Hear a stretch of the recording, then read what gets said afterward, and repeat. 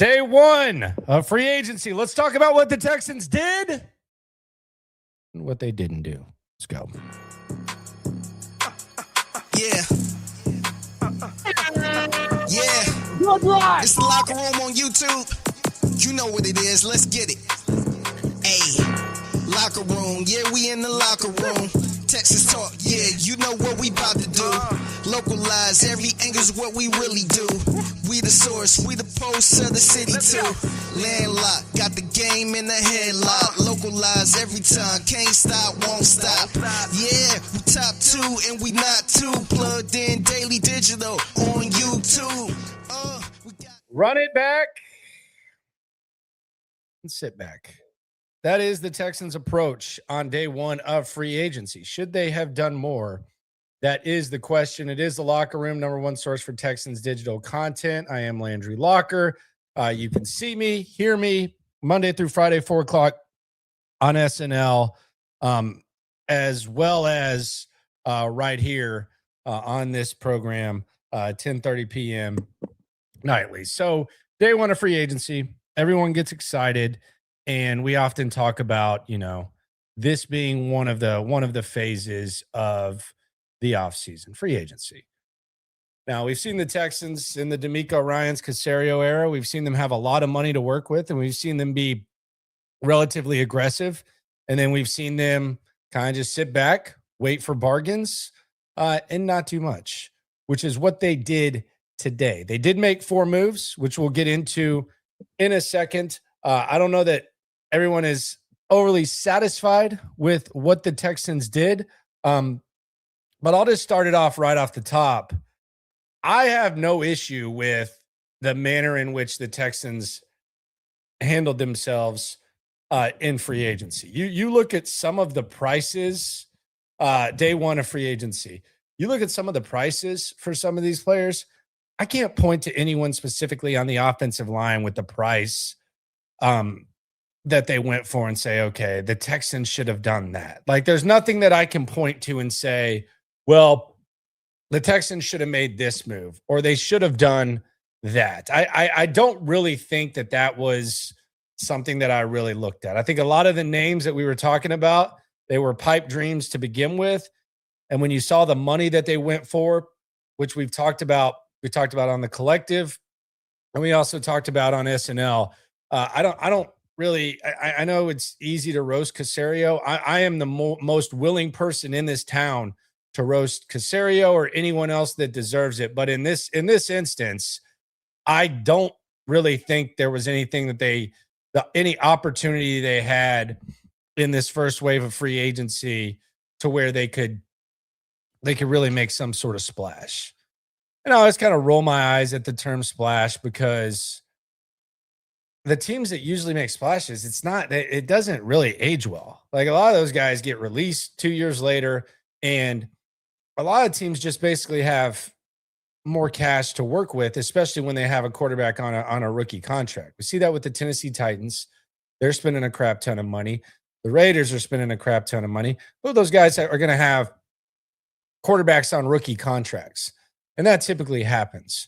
The Texans, we don't know whether they're going to pay CJ Stroud or not, but they do have guys to pay and they don't have a lot of cap space. So I don't have like a move that I can point to and say they should have done this. And I don't necessarily think that they should have been overly aggressive. I'm sorry. That's just not where I'm at when it comes to what the Texans could have, would have, should have done on free agency. Now, there are a couple of things that I think we need to address, and I've picked up this term starting yesterday when we talked about the lineup card, and basically it's fill out a lineup card. It's a baseball analogy that I'm using this offseason with the Texans when it comes to filling out a lineup, where Nick Caserio says, if we had to play a game tomorrow, we would have this. Heading into today, the Texans needed 3 positions in order to fill out a lineup card. They needed DT. They brought back Sheldon Rankins. We'll get to that move in a sec. They needed a left guard and they needed a right guard. Now, there's still a lot of opportunity for upgrade, But those were the pressing needs, and that was what they needed. And right off the top, at about 3:58 a.m., they signed Ed Ingram. We'll break down that move in a sec. And then shortly after that, before the 11 o'clock start, they brought back Sheldon Rankins, which I said we'll get to in a sec. So right now, left guard is the only position they have where they wouldn't be able to fill out the lineup card. And if you look at this right now, and we look at where the Texans are, they don't have a punter, so punter I'm not really counting. Petrie, notice I've got Petrie in his own spot now because it just really doesn't make sense to have him at safety or linebacker or anything.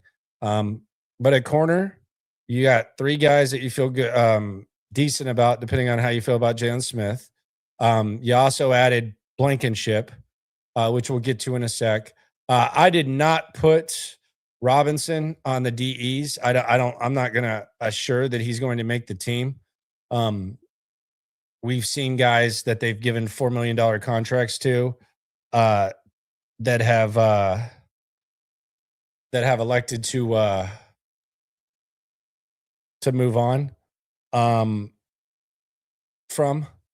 And then you look at this, that's where you're at when it comes to the lineup card. So that's the lineup card. They have a roster of starters, and they will swing for the fences on draft day, which they've had decent success for. So the Texans did make 4 moves. Let's hop into those 4 moves. Shout out to everyone in the chat. Let's hear from Stacy real quick, what she or he has to say. I know it's a unisex name. I always assume Stacy is a girl, but there are some Stacy. Stacy King, the former Bulls player, now broadcaster, Stacey Patton from the movie Eddie. Yeah, there's a few. Swarm. Stacy Lincoln says, Texans offense penny pinching, Texans defense say no more. We throw the bag. 7 Cody Showers away from the draft. Let's go. We'll also be at Spanky's this Friday, per the usual, for Friday Free Agent Frenzy. We look forward to having you there for that. So hopefully we see you out there. And we'll get into a couple of names and stuff that perhaps the Texans could look into when the draft comes around. But let's look at the 4 moves that the Texans did make and what they did decide to do. And I actually think that the Ed Ingram deal was solid. I think it was solid based on what the contract was, what the value was, what we see guards getting on the market.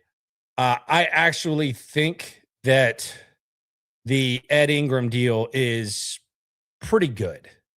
I think the Ed Ingram deal is pretty good. I don't think that there's much of a problem with 3 years, $13 million.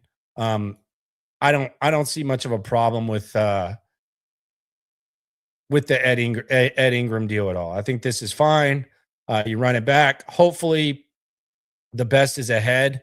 There needs to be probably a little bit of improvement to justify this contract, but I don't think it's the craziest thing to think that could happen. So I actually do not hate the Ed Ingram deal at all. I think that was actually probably the best thing that they did, and it's essentially a 2-year deal with a third year option, which is pretty much the deal that they gave Dalton Schultz before Dalton Schultz earned more years, and Ed Ingram is younger than Dalton Schultz. So Ed Ingram deal, solid, no issue with the Ed Ingram deal. I think that was a good deal. Sheldon Rankins deal is interesting. I get this value of like locker room guys and romanticism and, right kind of guy and mentor and stuff like that. I just don't, we'll never be able to measure the value. I just think there's perhaps a chance that the Texans tend to overvalue it at times and over romanticize it at times. I think Will Anderson, Tommy Togiai would be more than able to mentor a young guy that comes into the building. Now, if you're going to tell me that you think Sheldon Rankins is going to play at the same level that he has played, has played really since he's been a Texan, which is 2 of the last 3 years, 2023 and 2025. If he's going to sustain that level at age 32 and 33 years old, then that's great. That's awesome. And it's a really, really good deal. The odds are actually kind of against that. And that's really what you ask when you talk about the Texans and you talk about the Sheldon Rankins and the Dalton Schultz. Is those are 2 guys that need to sustain their current level of play. They need to sustain their current level of play. I think the surroundings and the overall DT room and tight end room improving can help that. But you need those guys to sustain their level of play. As you get into your 30s, it becomes a lot more difficult. Better players than Sheldon Rankins have fallen off at 32 years old after being good. Better tight ends than Dalton Schultz have fallen off when they get into their 30s, especially with all that they required him to do the last couple of seasons, because he doesn't have much help at the position. So those guys need to sustain their current level. The Texans are betting on that. I don't think it's like an overly safe bet, but that's what they've decided to do. They like Sheldon Rankins. They're bringing him back. Even at that, 2 years, $17 million with $12.5 million guaranteed, the price goes up. That's what the Texans do. They don't overpay in free agency. They get bargains, and then they turn those bargains into debatable overpays. But it's not the craziest thing to bring back Sheldon Rankins and Dalton Schultz. The Ingram deal, good job. Solid, very young player. You kicked the tires on him. It worked. So good for that. Then they made a couple of free agent deals a little bit later on. One of them, I'll be honest, I've never heard of him. I'm not going to sit here and pretend that I have. Dominic Robinson out of Chicago. In 4 years, he has 3.5 career sacks. 1.5 of those actually came in his debut in 2022, which was against the San Francisco 49ers in a win in which DeMeco Ryans was on the opposite sidelines. Maybe DeMeco Ryans was really mesmerized by that performance, and he just said, I got to get that guy on his team. Who knows? But when it comes to defensive ends, they do have kind of the benefit of the doubt. Now, there's been talk about, well, does this impact what Derek Barnett's role is? I don't know. Like, they did bring back, when you look at the depth, they did bring back last year. They brought back Derek Barnett, and they signed Darrell Taylor. And Darrell Taylor was a much more established player than Dominic Robinson. Nick Neiman was a guy that they signed last year. We knew from the beginning that was stupid and it didn't really make a lot of sense, but he was a $4 million guy, and I think it was guaranteed, or it was a large chunk of it was. He didn't make the team. So we'll see what this Dominic Robinson character looks like. I don't think this is going to stop them. Like, if they really like an edge guy, Dominic Robinson isn't going to get in the way of that. This is just a pretty interesting move. Maybe they see something crazy. Who knows? But we'll see what happens with Dominic Robinson. I'm not going to sit here and pretend that I'm a Dominic Robinson expert. I'm not going to sit here and cram and act like he's great. I do know he rocks the Guardian cap like Jalen Petrie. So there's now 2 guys on that'll be at camp rocking the Guardian cap, maybe 3. We don't know whether Nico is or not. And Aaron Wilson, the alpha, did put out his pro day measurements. Hey, bro, Alpha Aaron here. Which, if you're 4 years into the league and you sign a contract and someone's putting out your pro day measurements, maybe it hasn't gone great. Maybe you have 3.5 sacks in 4 years. So we'll see what happens with Dominic Robinson. The biggest move that they made as far as bringing someone in, and I gave y'all, I told y'all to look at these hints. Like, I told you to look at these hints. And we've actually done shows talking about this leading up to it. The safety clues were there for the Blankenship signing, and the Texans signed Reed Blankenship from the Philadelphia Eagles. One of the things that they value, he was a captain. Every time they draft someone, he was a team captain. We hear that.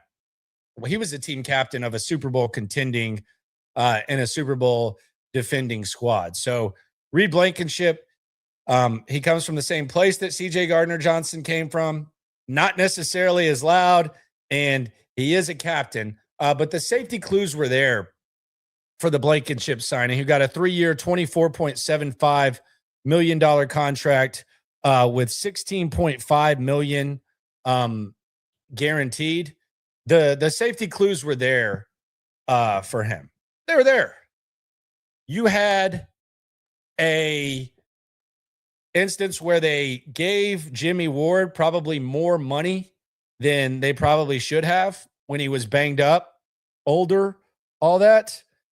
And then you had the swing for CJ Gardner-Johnson, in which they actually invested. So we've talked about this. The clues were there. They'll lay out clues for you. You got to take the clues and you got to try to use them to try to figure out what they're going to do, what they might do, what they might not do. The safety clues were there, whether it was in the draft, whether it was in free agency. It was obvious they're not just going to roll out MJ Stewart. They're not just going to roll out Jalen Reed in non-emergency situations. They got a guy on Blankenship who always seems to be around the ball, and a guy who plays a position that they value a lot, that they have aggressively pursued on that same scale. So the Blankenship signing I like. Some people will say, well, what on earth is Blankenship what on earth is Blankenship going to bring for that value? I think he's going to bring a lot. His surroundings are great. If you have really, really good surroundings around this guy, he can lurk and he can make plays. And that's the best thing about Blankenship, is that he had Kenyon Mitchell, he had Cooper DeJean, he had one of the best D lines in the league, and he was able to lurk around and make plays. Some really, really big plays in some really, really big games. And I saw some Cowboy fans were talking about they wanted to have him on their team. And I think that is probably the sign that the guy is a baller, when a team that faces you twice a year would like to sign that type of guy. I think Blankenship's a good player. Now, people would argue, and I think this is the problem, is the DeMeco. Are the Texans valuing defense? Are the Texans valuing defense too much when it comes to their priorities? I don't necessarily think so. I think Blankenship's a good player. I think the opportunity that presented itself was they were able to get decent value for him, a notch below, I think, what they would have signed CJ Gardner-Johnson for had things gone well. And I think that the Texans actually, it's fine at the safety position. And I think the offensive line, I think there's going to be an opportunity in the draft for the Texans to perhaps take advantage of that. And I think that they did fine in where they directed their attention. I still think there's a couple of guys on the offensive line that they could look at in free agency. The Cleveland guys, Bitonio and Wyatt Teller, to be exact. I could see them signing one of those guys. But I had no problem with the Blankenship thing. There's obviously a gap between offense and defense. But I had no issue with what they did and how they handled Blankenship. I think he's going to be a hell of a player. I think they're going to like him. I think he's going to bring a nice element of that locker room. I'll be honest. It's going to be much easier to watch Philadelphia Eagle games, because every time I saw Blankenship make a play, I thought it was DeJean, and he just kind of got in the way there of my viewing experience. Not even going to lie. Race car! And he does have deceptive speed, and he is faster than he looks. So there is that. I like Blankenship a lot. I think he's going to be a good player. I think that the draft is actually setting up to be one of the more exciting drafts that we've ever covered. And there's no such thing as a draft that is not exciting to me. The draft is one of my favorite times of the year. And the draft is just an opportunity for the Texans to continue on what they've done. They have a first round pick. They might make their first round pick since Will Anderson. They might not. And quite frankly, if they don't, then we've seen what they've been able to do in day 2.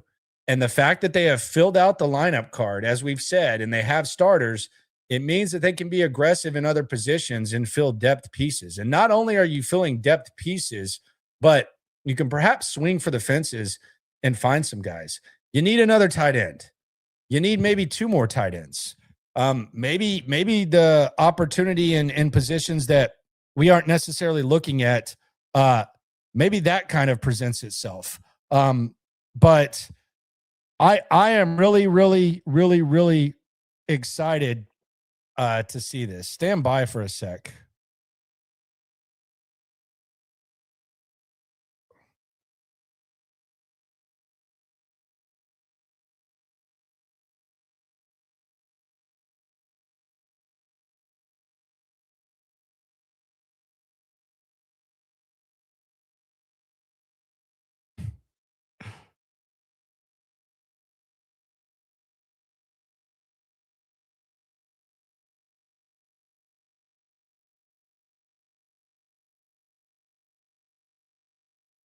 All right. There you go. My bad. I had to get something there. But yeah, the opportunity in the draft is just insanely ridiculous. It's insanely ridiculous. The opportunity in the draft. It's insane. And I think it's going to be fun. And I do think that tight end is going to be an area that they go. They're out of the safety market now. We know they're not in the corner market. We know they're not really overly in the receiver market, and they have opportunities. And all these teams that sign centers, they don't have to do that either. They don't have to do that really either. So that's the other beauty of where the Texans are at and what they can and can't do heading into the draft. It's going to be a significant draft. King Birdie says Alpha Aaron got so much ish wrong this week. What? Hey, bro, Alpha Aaron here. Go easy on the Alpha. What did the Alpha get wrong this week? Denzel says, what about a move for Sadiq? Look, I like Sadiq. I just don't think that that's going to happen. And I don't think that it's going to be in a range where it's not going to be in a range where they should do it. And the other thing about the Texans that I think is kind of underrated and something that they need to address, they're not a very deep team.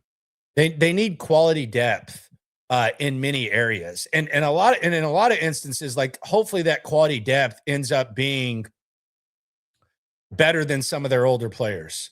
Like when you sign Sheldon Rankins to a 1-year deal, essentially, maybe 2, in a perfect world, you would like to find someone behind him that's younger, maybe even better immediately, and someone that you trust long-term. Same thing with Dalton Schultz. The example that I use is David Njoku at Cleveland. The Browns found Harold Fannin last year, and they were able to move on from Njoku. It happens all over the league. And that is what the Texans need to do. That is what the Texans need to do. They need to figure out what to do when it comes to depth. As far as the rest of the teams in the division, some other stuff that I think needs to be acknowledged is Tennessee is an interesting thing. It's in the past, it's been very easy to be dismissive. And just like that, AVT is going to the Patriots.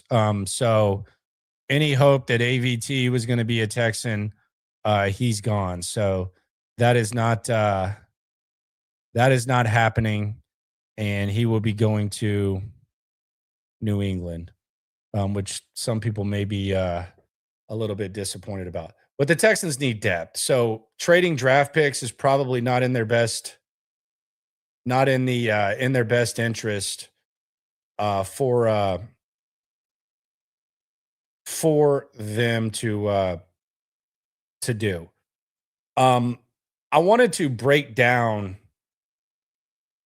a group of guys that I think need to sustain their level of play, guys who need to elevate their level of play, and some other stuff. But first, we have a sponsor for the draft coverage, and I'm excited about this. I like this. Y'all know I am a homeowner. I do like doing stuff in my backyard. I already got the turf, but Ace Outdoor Solutions is really, really cool. Zach's a listener. He's a Texans fan, just like you. No matter what you need in your backyard, whether it's custom pool designs, your dream outdoor kitchen, custom patio coverings, he's got you covered. I want to get a hot tub. I might hit him up about the hot tub. He'll do fencing, gates, backdoor design, basically anything you need in your backyard. If you look in your backyard and you say, damn, something's missing, or we need to upgrade, he's going to handle it for you.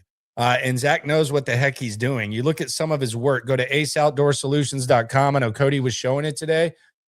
He's got you covered. That hot tub, maybe not too far away, and he's going to put that custom touch on it, which is what I like. And he's also got a wide range. Some of these companies don't have a wide range of places they'll go. He'll customize it. It's him. You're directly calling him with this number, 346-237-0573.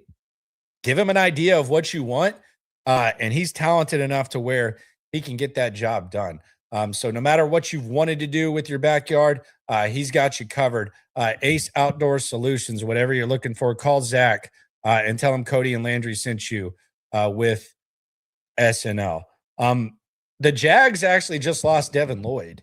We were talking about the Jags. The Jags lost Devin Lloyd, which I think is a big loss. I thought he was a good player. And Devin Lloyd is no longer with the Jags. I think that's a big exit. I thought Devin Lloyd was a hell of a player, but Devin Lloyd's gone. Devin Lloyd is no longer with the Jags. He's going to Carolina. And I always liked his game. The Indianapolis Colts, they signed Alec Pierce for $30 million, and then they got rid of Michael Pittman Jr., who it feels like has been kind of a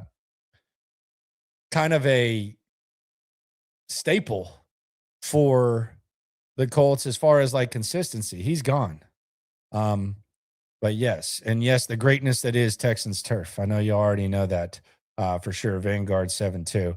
The greatness that is Texans turf. You add that with the Ace Solutions, and they got you covered on that. So the Texans, again, the draft, it will be about swinging for the fences, filling depth pieces, tweaking that lineup card. I anticipate that the Texans are going to do some things tomorrow. I think we see an offensive lineman sign tomorrow. I'm calling my shot.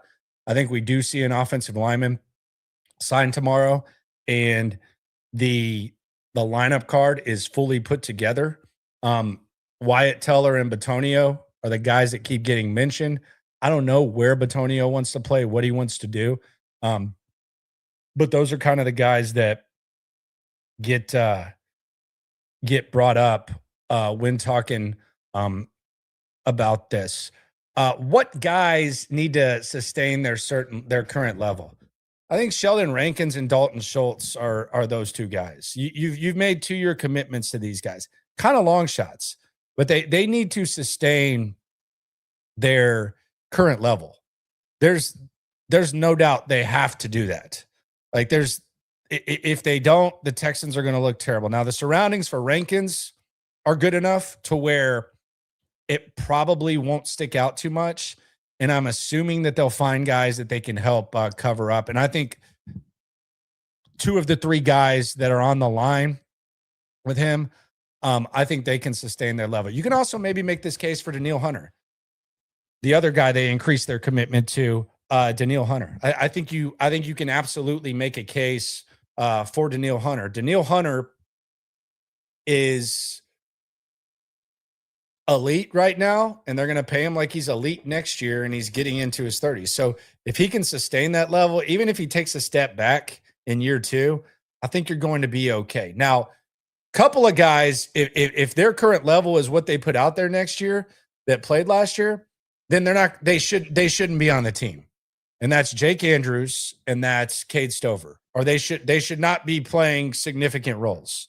Those are two guys that you look at. If they play the way they did last year, they shouldn't be on the team.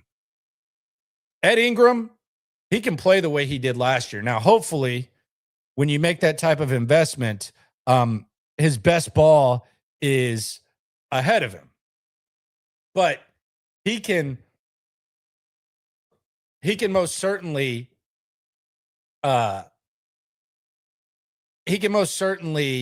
sustain that level and still play. Jake Andrews, Cade Stover, they cannot. Absolutely cannot. That's silly. Do I think Eli Stowers will be available at 38? It's going to be close. It's going to be really close. I think Eli Stowers would be a good pick for this team. I think Eli Stowers would be a good pick for this team. And if you have stuff set up, I think you need to consider it. There's a pretty good case that he's tight end too. And I would still take Roush out of Stanford. I would make this a 2 tight end draft. One of the most impactful drafts of Tom Brady's career was when they drafted 2 tight ends. One of them was Aaron Hernandez. One of them was Rob Gronkowski.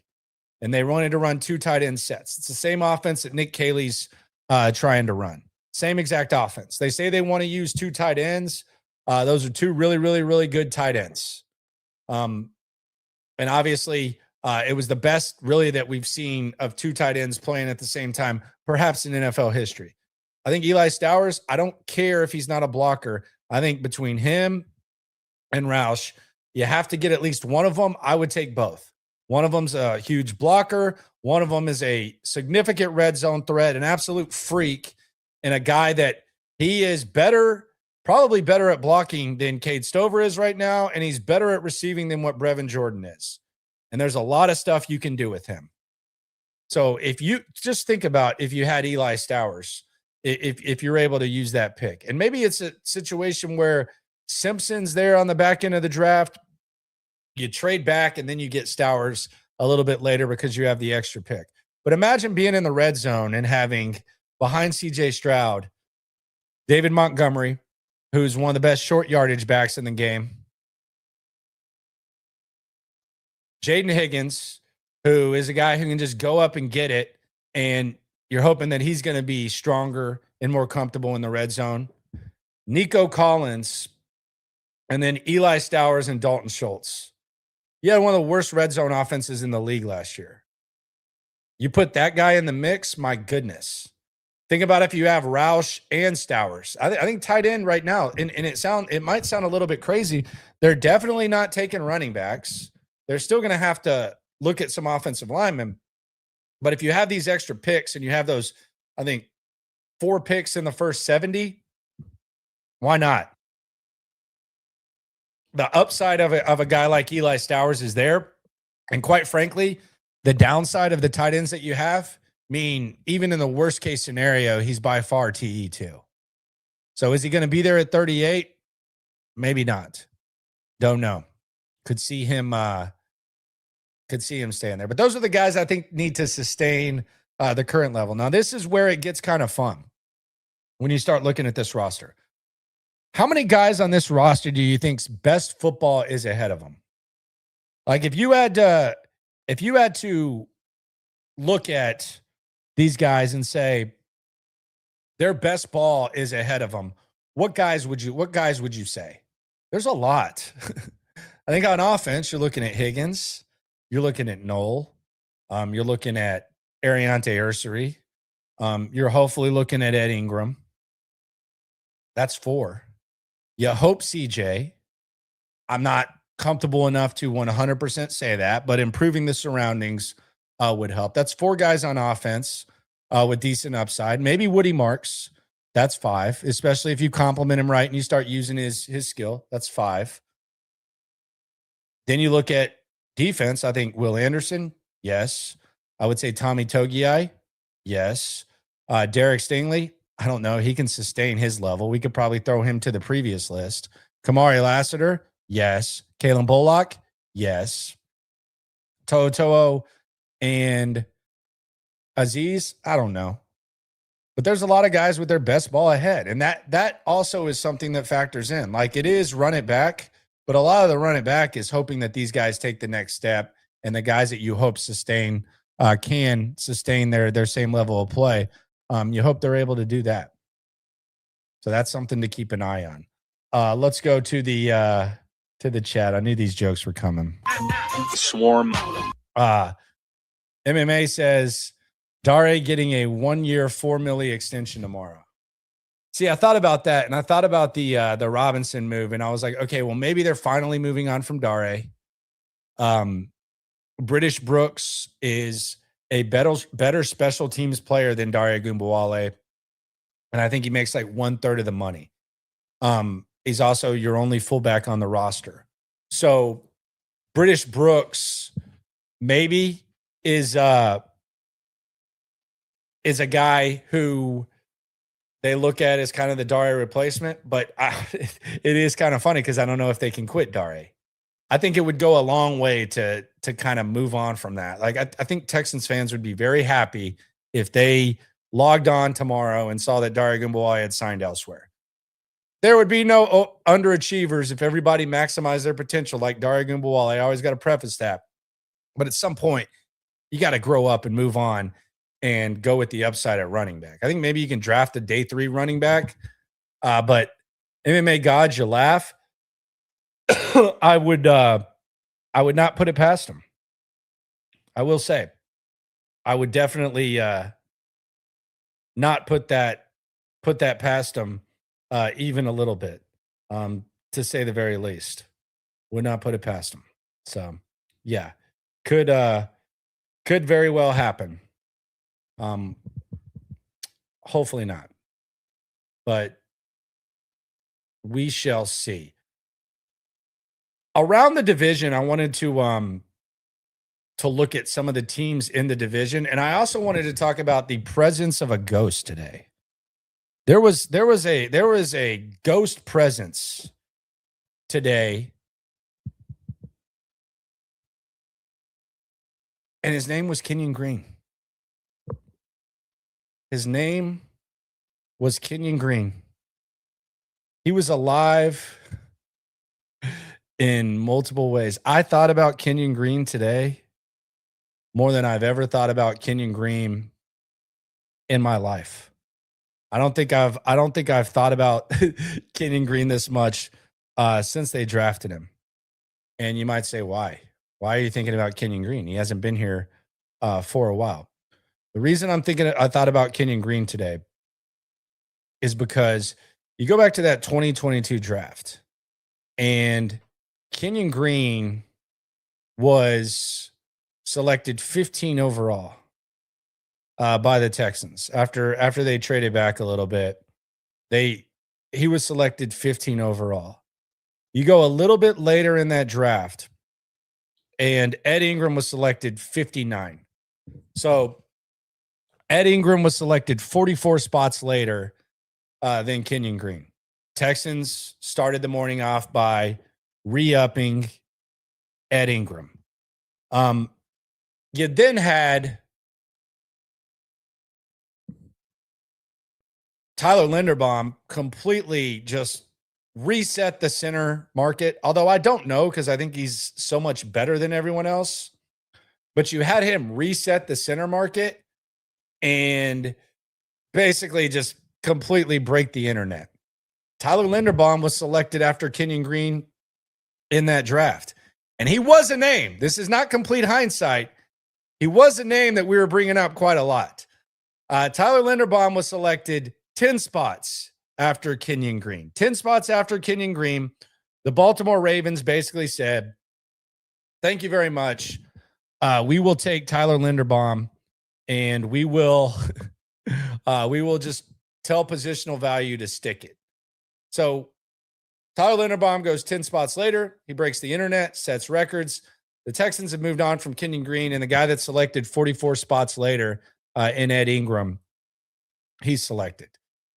So the spirit and the ghost of Kenyon Green was still alive today, even today. How about that? We also got to pour one out for a couple of guys, a couple of Texans who left us in a second. But I want to look at the division for a sec. And I want to start with the Titans. The Titans are completely splurging. The Titans are just completely splurging and making a crap ton of moves. And they're spending their money. And if you've worked with Brian Dable, they're going to break you off. See Wan'Dale Robinson, who, by the way, I like. I think Wan'Dale Robinson's a good player. I think there's some underrated receivers in the AFC South. I think Parker Washington's one of the better receivers that nobody gives credit to. I think he's actually one of the better. I think he's one of the more underrated players in all of the NFL. I think teams are starting to figure that out. Alec Pierce was, but now he might have gone from the underrated to overrated, which can happen in free agency. But I think Parker Washington is very, very underrated. I think Wan'Dale Robinson, even at $20 million, I think he's a good player. And Cam Ward does like to throw the deep ball. So I like that. Robert Saleh also getting his defensive guys. I saw Drake Greenlaw was cut. I think if Drake Greenlaw still has something left in the tank, I think there's a decent chance that Robert Saleh could decide to kind of kick the tires on that and go in that direction. So I like what the Titans are doing. I respect Robert Saleh. I think it's intriguing, it's interesting, and they're trying to maximize what they have with the quarterback on the rookie deal, and there doesn't appear to be a Tennessee tax. So I like what Tennessee did. I don't know what the fuck the Colts are doing. I'll be honest. I don't know what the fuck the Colts are doing. We don't know. Like, I understand that they've been in quarterback hell. I understand that in 2019, the abrupt retirement of Andrew Luck, that kind of made things a little bit strange for the Colts. I thought they were going to be smart and let Alec Pierce walk. And I did not think that they would be a team that would pay him $30 million. I thought it would be a team that had a quarterback on a rookie deal that was maybe just looking to be overly aggressive. And not only did they do that, they let Michael Pittman Jr. go. I have no idea what the Colts are doing. They traded Zaire Franklin. I don't think that's like the craziest thing in the world. But I don't know what's going on with the Colts. They're kind of in no man's land. If you don't have a quarterback, sometimes you just flat out don't have a chance. But if you ask me, like, what is the plan that the Colts have? I have no idea. I'm intrigued by the Titans. Not completely impressed, but not dismissive. I do think the Titans are going to take Jeremiah Love in the draft, and it'll be interesting to see if they're able to maximize what he can bring. It felt like what the Chiefs and Saints did was the acceptance of that. There's not very many tight lips in NFL circles. It feels like that could happen. And then Arizona, they brought in Tyler Algier. So I don't think Arizona is going to get in the way of Tennessee. I think we see a very strong possibility that the Tennessee Titans try to make a splash and they try to get their stud running back, the cream of the crop in Jeremiah Love, and make that move. I don't know what the Colts are doing. I don't know who their quarterback's going to be. But I have no idea. I have zero idea what the F is going on with them at all. Swarm. Evan says, so it's safe to say we're not getting an O-line. I mean, they're definitely going to sign an offensive lineman, I think probably tomorrow or Wednesday. By the way, join us at Spanky's. If you haven't heard, we'll be at Spanky's this Friday. We want to see you there. Myself and Stoots, Friday Free Agent Frenzy. If you haven't been out for one of these, it's fun. We have a lot of people that are diehard Spanky's customers. Tomorrow's pasta day. I might even go there tomorrow before Friday. Not even kidding. So shout out to the greatness of Spanky's. We'll see you there Friday for some Friday free agent frenzy. Yeah, they're running it back with King Cole's guys. If you're a King Cole guy and you perform, you get brought back. Ask Trent Brown and ask Ed Ingram. If King Cole brought you in and you perform, King Cole wants to run it back. So that's the King Cole way. But I don't know what the Colts are doing. I really don't. I wish I could tell you. Don't know. It seems like they think Daniel Jones is going to come back and be what he was. Okay, don't really know what's going on there.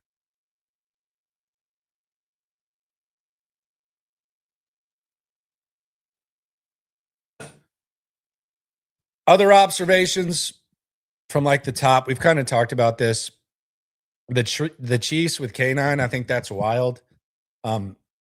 Kansas City's going to get younger. I imagine they're going to get better on both sides of the rock. I envision they're probably going to try to add some speed and playmaking. They already have Rice, which some people like. And they also have Worthy. Don't know. They probably want to get a little bit better there, but the Chiefs doing what they did. Ravens interesting because you lose Linderbaum and you add Max Crosby. What way is that going? Don't really know.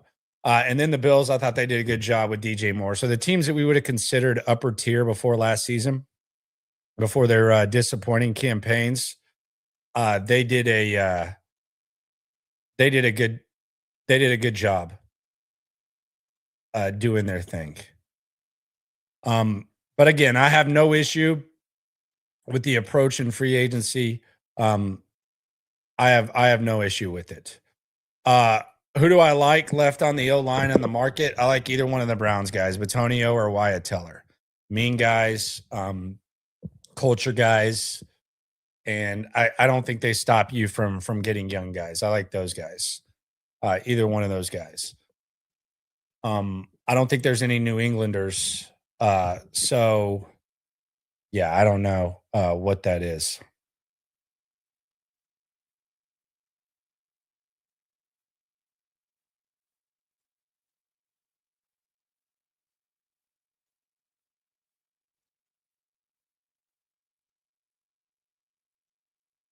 I think the Chargers, as far as the Chargers go, someone just texted me about the Chargers.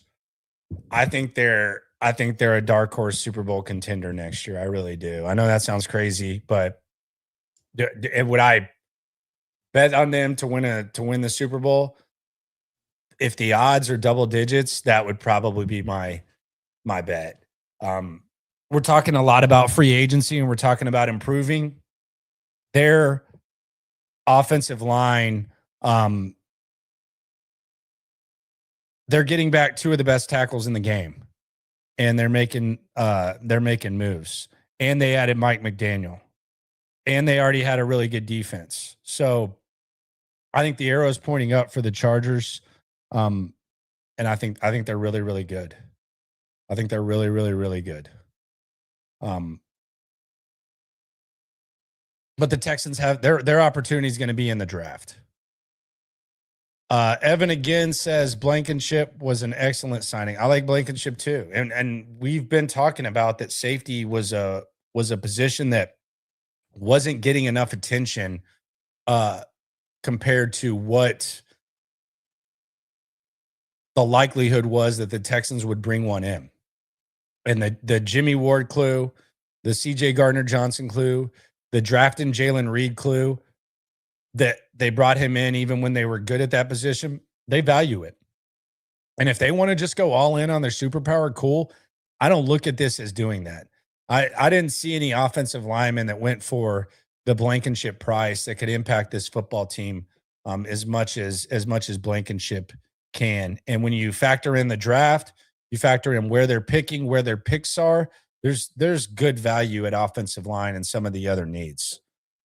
So the Blankenship thing, I don't look at that as some people do, and that's fair. I don't really look at that as picking between the offense and the defense. I don't look at it that way. Space Age 713 says, Landry, what's up with you and the Chargers? LOL. You liked them last year too. I like Jim Harbaugh as a football coach. I think Jim Harbaugh's a winner, and wherever he goes, he wins.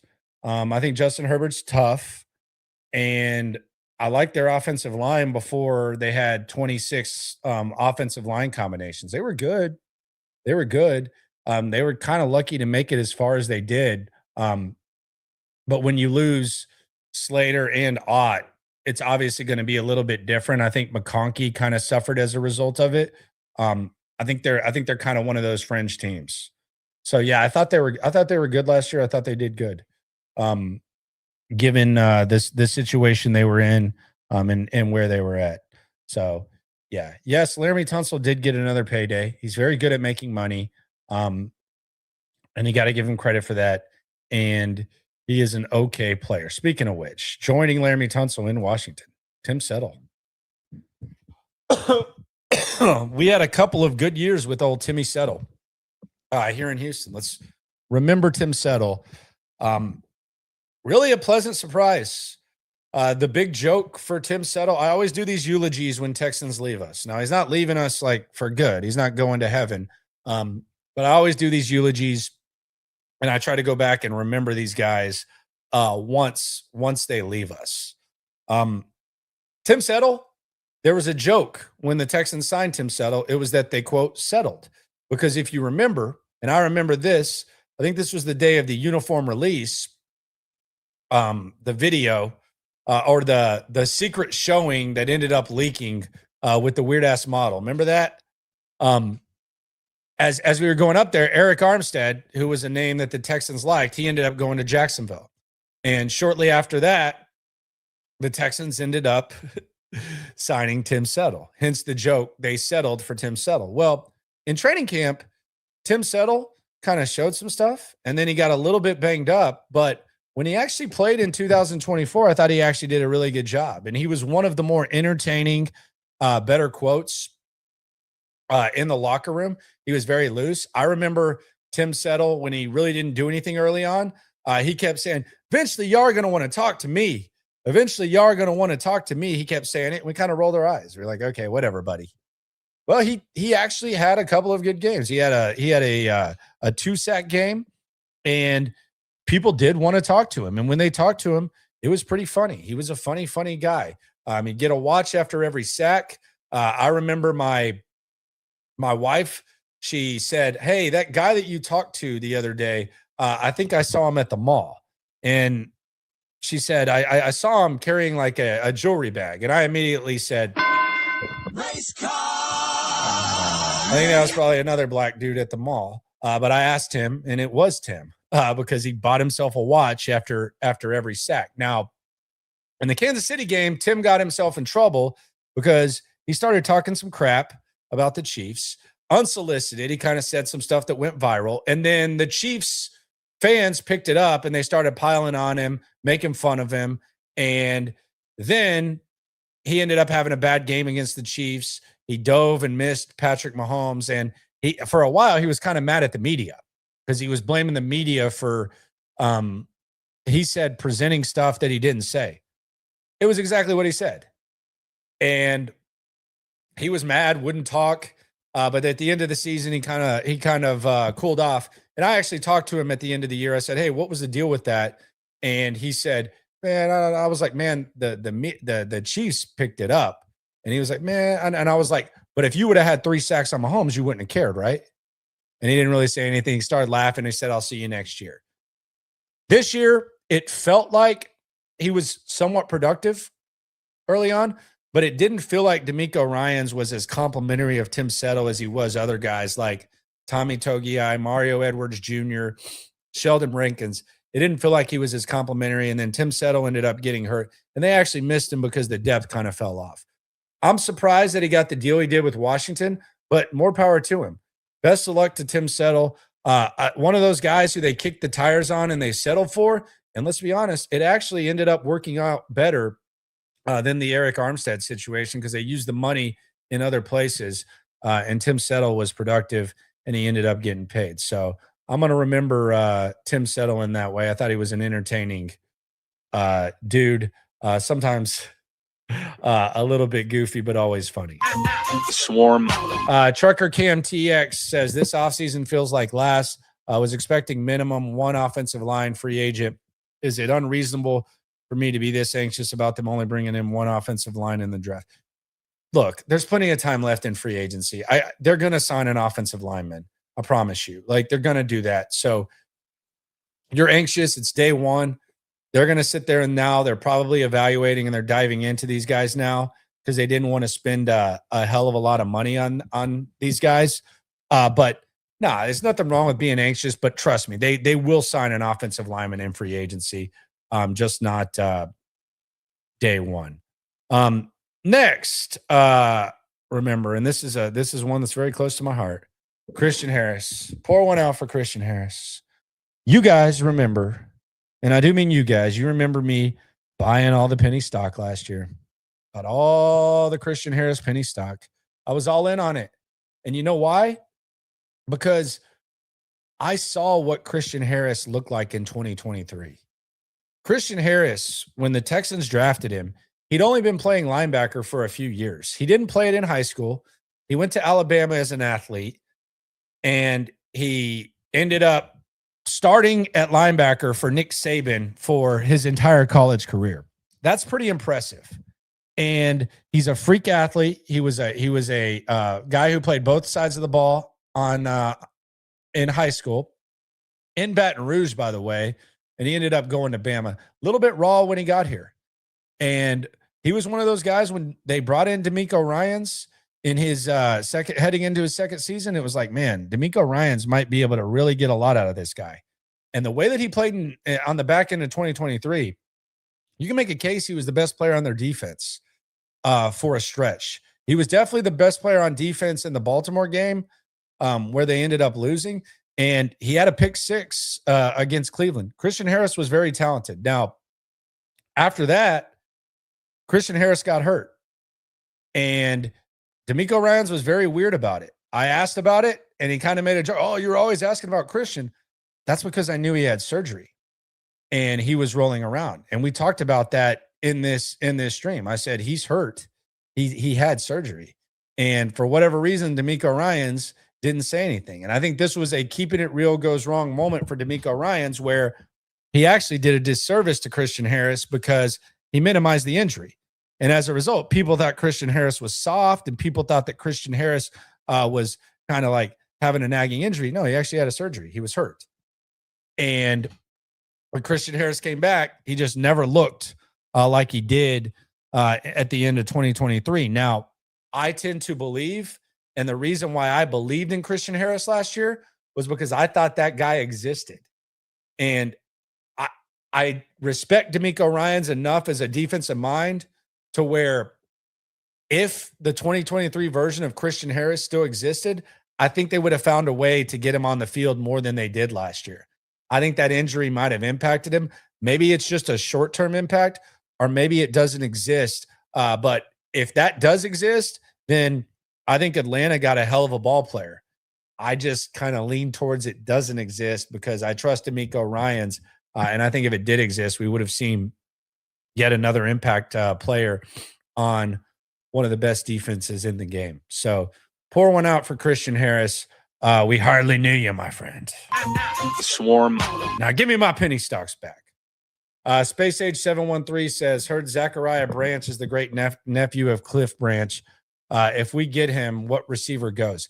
I don't think we can rely on Tank Dell. I think the Tank Dell stuff is getting a little bit over the top and a little bit crazy. He wasn't himself in 2024 before the Chiefs game.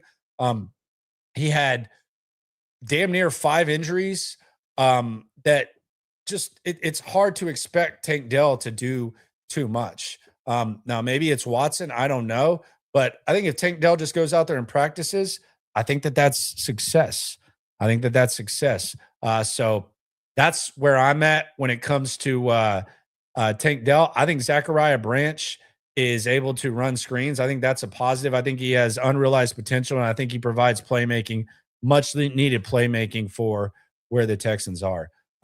So I think that that would be great, but that's awesome. The pipeline. Sometimes they value the pipeline too. Not as much as Bill O'Brien did, but they do. value the pipeline. Let me know what they should have done.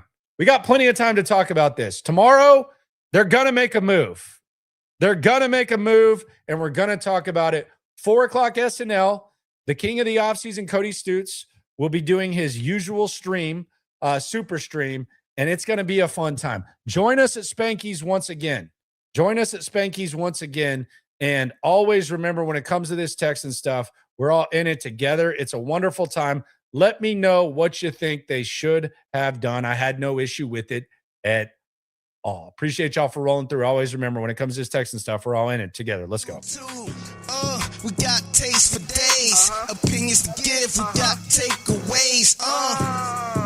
If it's up, then it's up, we number one. You don't need to try your luck. Locker room, yeah, we in the locker room. Texas talk, yeah, you know what we about to do. Localized, every angle's what we really do. We the source, we the pulse of the city too.